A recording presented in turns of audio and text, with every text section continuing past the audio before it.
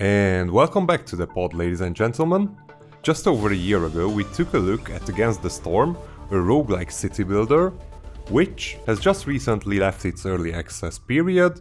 So today, we dive in once more, we see if anything changed, and we see if it's still a good title.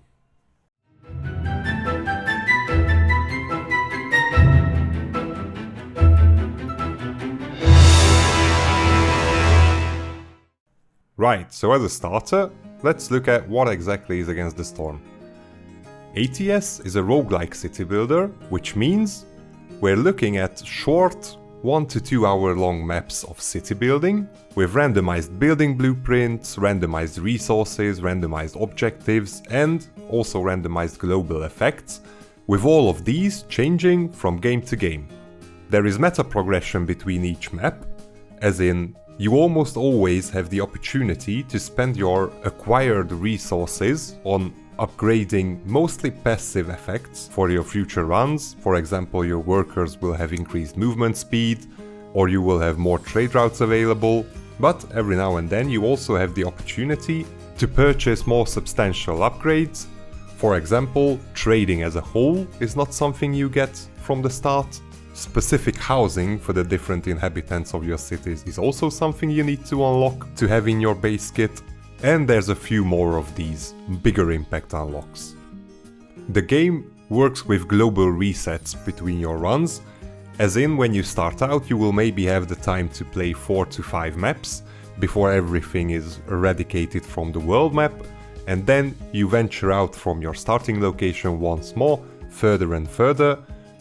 If you manage your city building correctly, you will have the opportunity to unlock certain specific locations that allow you to prolong these global cycles, these global resets, which basically benefits you in having more opportunities and more time to gather resources for your upgrades, as to get the more elusive resources for your meta unlocking you will have to venture further and further out. And as well, the more cities you manage to build within one global reset, the more trading opportunities you will have for your future maps. Speaking about maps, the goal of each game launch, each map, each of these 1 or 2 hour long sessions is to reach a required reputation level before the time runs out. The time runs out in one simple manner. The Queen, your ever-present overlord, becomes more and more impatient as the game goes on, and you don't achieve wonderful things for her. You don't follow her orders, you don't find hidden resources, and so on and so forth. And as time goes by, this meter in the bottom right part of the screen keeps growing and growing red, ever so much frustrating you and emitting a sense of doom. To counteract this, you attempt to charge the blue bar on the bottom left half of the screen, which shows your reputation level, which, as I just mentioned, you can increase by completing objectives that the Queen sends you at set time intervals, by unlocking new resource nodes, and basically that's your 2 choices. Also, as time passes by, other than the Queen becoming more and more impatient, the environment also becomes more and more hostile. The more trees you cut down, the longer you've been there, the larger your population becomes. All of these factors increase the difficulty of the given map by unlocking specific modifiers for the map, as every single one of your games will go through a 3-season cycle, and whenever you reach the storm season, that's where all the bad things happen, and these bad things, as I said, become more and more dangerous as the game goes on. Now, going back for a second to the random generation part, as I said, you have randomized building blueprints, you have randomized resources that you can use for both building your buildings and then using them as consumables to unlock new goods that you can either trade or use within your own community to increase happiness.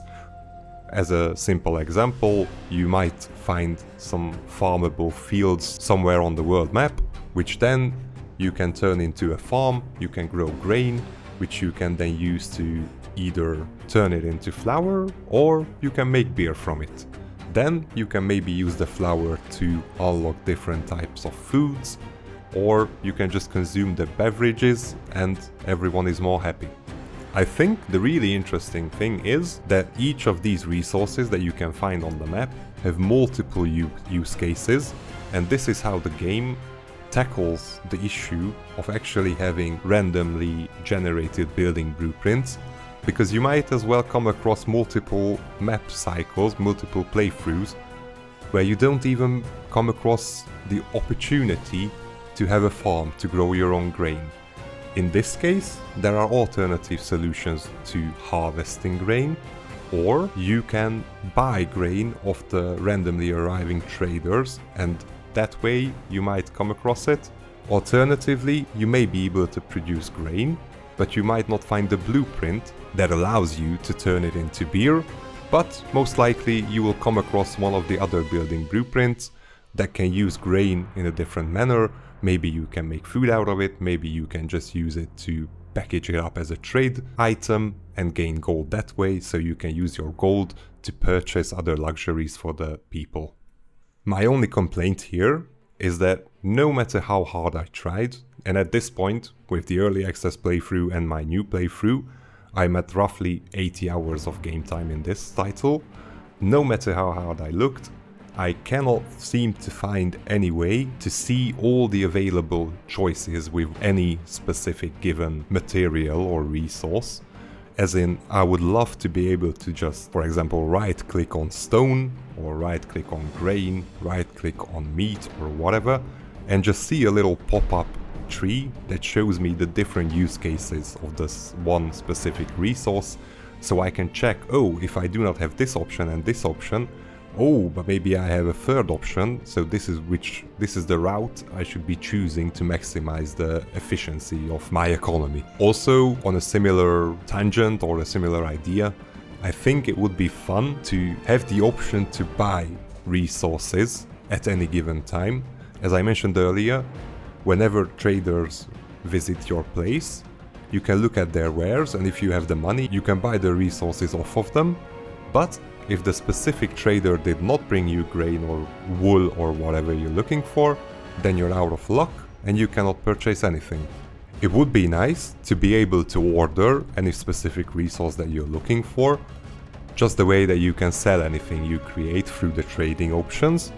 But at the same time, I do understand, maybe if this feature was also added to the game, it would lose a lot of the tension of random generation, you having to make the most out of any certain situation. So this is something that I understand why is not implemented. Other than these 2 points though, I have absolutely nothing wrong to say about Against the Storm. I love the aesthetic, I find the gameplay intriguing, I like how I'm playing a city builder that always keeps me on my toes, always keeps me looking at the bottom of the screen to check how much time I have left before I fail the current given map. Despite all the time I've put into it, I'm still only playing on difficulty number 2, which is pussy ass bitch or something, I don't know. It's one of the basic options of the game. Still, I keep on checking the timers, I keep on feeling on the edge. It's a really good experience. I would still recommend it, just like I recommended it a year ago. If you've played it back then but haven't touched it ever since, there's also incentive to do so, with a completely new race, a new resource system, as in management of rainwater and usage of rainwater to increase your economical output. And there's also daily competitions or challenges. So the only thing I can say at this point, honestly, Against the Storm is a really fun, really intriguing game. If you're at all interested in city builders, go for it and have a great time.